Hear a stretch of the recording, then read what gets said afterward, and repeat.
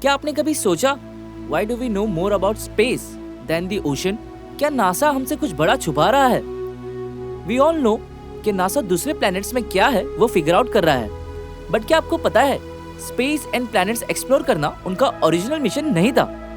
उनका original plan था ocean explore करने का। उन्होंने बिलियंस ऑफ डॉलर्स इन्वेस्ट किए ओशन एक्सप्लोर करने के लिए और उसके हर कोने को डिस्कवर करने के लिए और टन्स ऑफ मिशंस किए। बट एक दिन मिशन के दौरान कुछ ऐसा हुआ ओशन के अंदर कि नासा ने ओशन एक्सप्लोर करना एकदम से बंद ही कर दिया। उन्होंने ओशन में ऐसा क्या देख लिया था जिसकी वजह से वो वापस कभी जा ही नहीं पाए।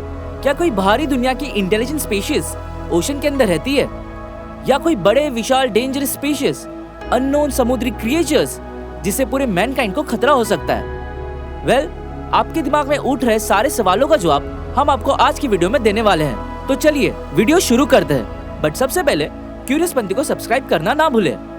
हमारा ओशन अर्थ के मोर देन 70% सरफेस को कवर करता है, बट हम ओशन के बारे में शायद सिर्फ 5 या 10% ही जानते हैं। इनफैक्ट ऐसा कहा भी जाता है कि हम मार्स और मून के बारे में ज्यादा जानते हैं एज कम्पेयर टू हमारे अपने प्लेनेट के ओशन के बारे में। क्या आपने कभी सोचा कि क्यों हमें यूनिवर्स के बारे में ज्यादा पता है as compare to ocean? Most popular scientist sir Isaac Newton कहते थे कि what we know is a drop, what we don't know is an ocean. हम जो जानते हैं, हमारी जो नॉलेज है, वो सिर्फ पानी की एक बूंद जितना ही है। हमें जो नहीं पता, जो नॉलेज का भंडार है, वो ओशन जितना बड़ा है। ओशन और स्पेस रिलेटेड हमारी नॉलेज भी कुछ इतनी सी ही है, पानी की कुछ बूंदों बराबर। अब तक 12 लोगों ने चांद पर कदम रखा है, बट सिर्फ 4 ही लोग हैं जो मैरियाना ट्रेंच तक पहुंचे हैं, जो दुनिया की सबसे डीपेस्ट ओशियनिक ट्रेंच है, जो पैसिफिक ओशन में लोकेटेड है। प्रेशर सबसे बड़ा क्रूशियल चैलेंज है जब आप ओशन में जाते हो। आप ओशन के जितने डेप्थ्स में जाते हो, वहाँ पर टेम्परेचर एक्सट्रीमली लो हो जाता है और विजिबिलिटी एकदम जीरो, और प्रेशर इतना इंटेंस हो जाता है कि इंसानों के लिए वो प्रेशर हैंडल करना इज नेक्स्ट टू इम्पॉसिबल। आप देख नहीं सकते वो प्रेशर को, बट ऐसा फील होता है जैसे 100 से ज्यादा बड़े हाथी या 50 जंबो जेट्स आपके सर पर खड़े हैं। मीनवाइल जब हम स्पेस में होते हैं एंड अर्थ के एटमॉस्फेयर से बाहर निकल जाते हैं, तब वो प्रेशर ड्रॉप होके जीरो हो जाता है। नासा रेडियो वेव्स यूज करता है स्पेस को एक्सप्लोर करने के लिए, बट ये सेम मेथड हम ओशन एक्सप्लोर करने के लिए यूज नहीं कर सकते, क्योंकि trillions and trillions of gallons of water बीच में आ जाते हैं। ओशन जितना डीप और वास्ट है, उतना ही वो घने अंधेरे से भरा हुआ है। Ocean is filled with darkness. यहाँ पर आपको दूर दूर तक कोई रोशनी की किरण नहीं देखने को मिलेगी, क्योंकि सनलाइट सिर्फ 1 किलोमीटर डीप वाटर तक ही पेनिट्रेट कर सकता है।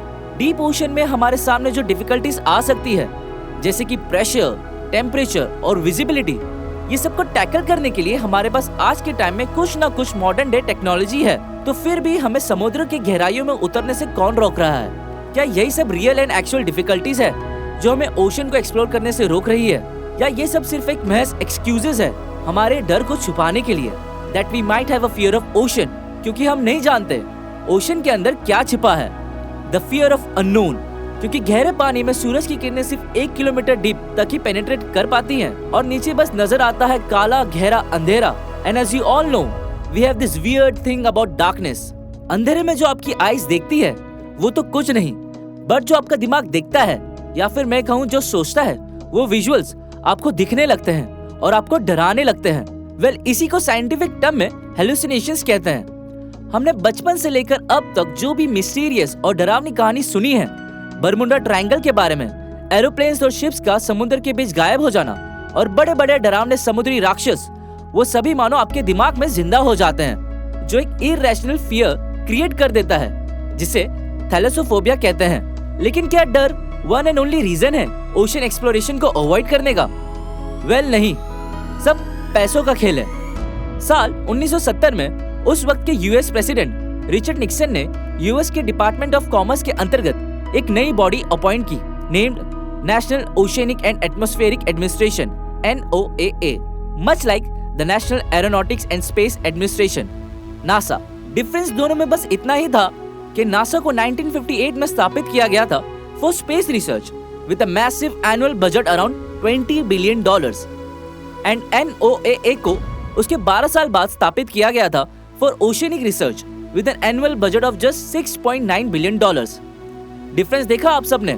जो कंट्री टेक्नोलॉजी में सबसे आगे है, यूएस, वो खुद ओशनिक रिसर्च के टॉपिक में पीछे रहना चाहते हैं, तो बाकी कंट्रीज का क्या ही कह सकते हैं। सो दोस्तों, क्या आपको लगता है कि ओशन एक्सप्लोरेशन और रिसर्च में बजट को बढ़ाना चाहिए?